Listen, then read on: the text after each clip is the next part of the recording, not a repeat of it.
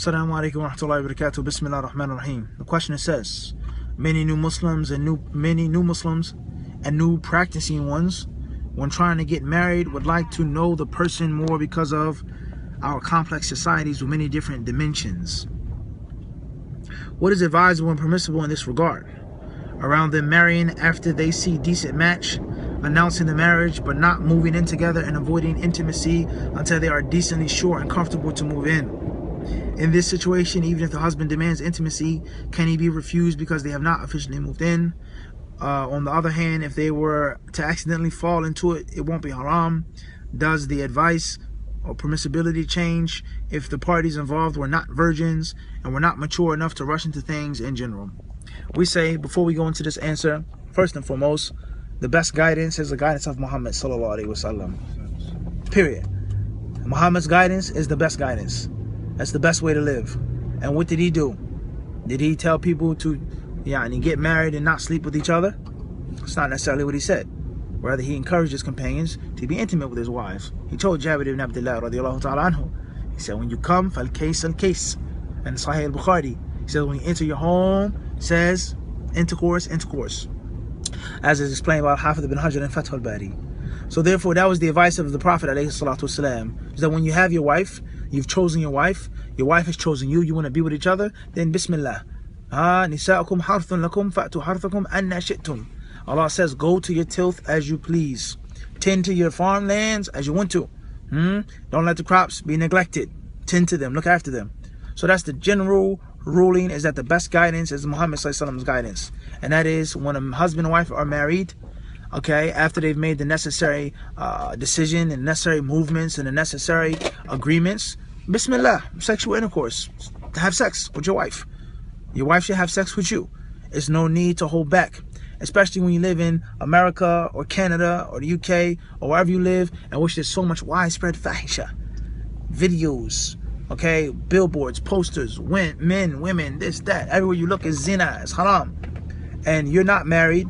You have to live in a society that's full of sexual perversion, mental perversion, physical perversion, not even things that are perverted, but just a call to natural copulation.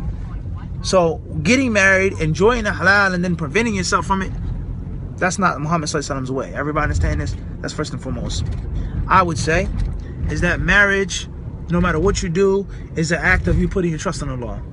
You can know a person for 10 years and they can change. Literally.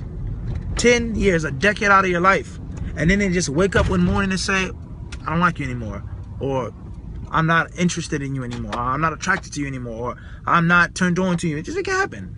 A man can just change. A woman can change. So there's no guarantee that you can have for knowing a person and being comfortable with a person. There's no guarantee. And obviously those who have experienced this, they can relate to this. You can try your best.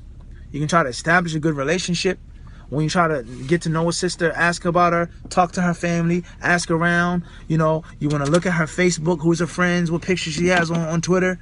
Okay? You can make istikhara, ask Allah for hidayah, for guidance. Read this, read that. You can do all of those things. But you cannot have any certainty until you live with that woman. Until you go to sleep with that woman. Until you wake up the next morning and you wake up with that woman. No makeup on her face. Her hair is all over the place. You smell her morning breath. This is a reality. This is a reality. And we're not trying to be funny but being vivid. But this is haqiqah. And you don't know how you're going to be pleased with that woman until you live with that woman full time. To sit down, she's dressed like this, she looks like this. I love to read this book, Kitab al-Tawheed, Surah Thalatha. Allahu Alam when you live with that woman. Or Allahu Alam when you live with that man. He has a beard, he has an izar, he wears thobes, so on and so forth. You're not going to know that man until you live with him, no matter how hard you try. Now, obviously, there's a balance, of course. You can try to get to know somebody a little better. You can try to make an attempt to get acquainted with someone and do background checks and make istikhara, make prayer. You can try. But there's no way that you can do it for sure until the fan is moving, as they say. When the fan is still, you don't know how cool the room is going to be. You can't know how cool the room is going to be until you cut the switch on and you allow the fan to move for some time. Then you feel it's a good fan or a bad fan. That's the bottom line. So the Muslim has to put his trust in Allah. The Muslim has to put her trust in Allah subhanahu wa ta'ala. Allah protect me, Allah guide me, make istikhara, and anything that happens is the qadr of Allah. There shouldn't be no regrets. Put your trust in Allah and move forward with your life. Allah will give you that what you need, and inshallah that what you want. As far as getting married and being married for some time without intimacy, that's something that I don't advise with. But if they did it, I can't say it's haram, because it's not necessarily mandatory to consummate the marriage immediately. Rather, the ulama, they mention it's permissible to marry a woman who's mincing. It's permissible to marry a mincing woman. In other words, you can't have vaginal intercourse with her. You have to wait until she comes off her mince. 3 days, 5 days, 7 days, whatever the case may be. It's permissible. So it's not something that's mandatory immediately. You don't have to have sex on the first night. That's recommended, yes. That is what should be done as we quote it. Okay, but it's not necessarily mandatory. But now you talk about months, if not years. Allahu Alam, getting to know someone, not moving in with someone. If that's what you feel is going to help you out and protect you, and you want to take your time, a person is a little timid, a person is a little afraid, a person is a little scared, okay, a person is unsure, then that's one thing. Perhaps every situation is different. There has to be tailor-made clothes, not one size fits all. But the best guidance is the guidance of Muhammad alayhi salatu wasalam.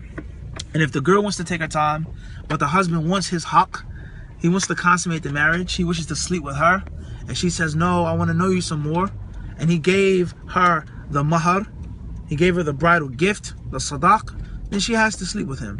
That's his haqq, that's his right, as the Prophet ﷺ has told us. And if she doesn't, then she gets sin.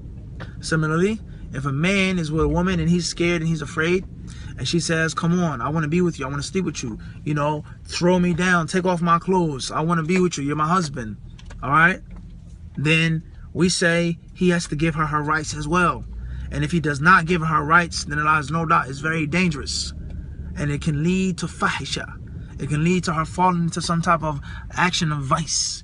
Because she's not getting it at home in a permissible way, and she has desires, then it's going to be fulfilled one way. Water is going to crash through one way or another.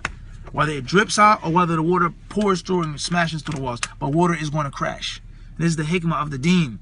So the people, if they fall into it by accident, there's no sin, because they're legally married. But if one person wants it, the other one doesn't, you shouldn't refuse your spouse. You shouldn't refuse what? You shouldn't refuse your spouse. So my advice is to look at the situation. Take your time. You don't have to rush into marriage. Nor should you unnecessarily delay. And no matter how long you take, no matter what you do, no matter how hard you try, it is a means of you putting your trust in Allah, because you don't know what's going to happen until it happens. And when it does happen, you ask Allah to make you pleased, to make you patient. And that's life. And the believer shouldn't be a coward. The believer shouldn't unnecessarily hesitate and delay things that are good and virtuous. And don't forget, when you follow the sunnah, when you do things according to Muhammad's way, Allah will protect you. If you're sincere and you're hard working upon the good, right way, Allah will look after you. And Allah subhanahu wa ta'ala surely knows best.